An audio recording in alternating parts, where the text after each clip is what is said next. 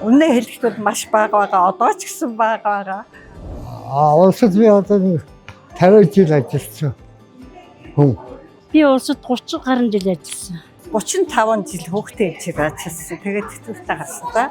Их эрэг сэтгэлтэй, их сайхан сэтгэлтэй төрлөө.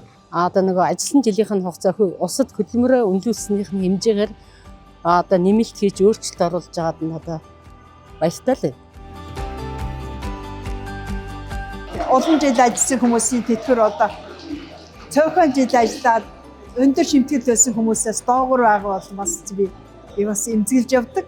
Тэр үеийн хүмүүсийн авчаасан хийжсэн ажлын олон жилээр нь одоо ингэ олгон барина гэсэн энэ бол их таата айтайхан сонсогч байна. Их тааламжтай байна. Би бас баярлалаа, дотроо баярлалаа сууж ирлээ.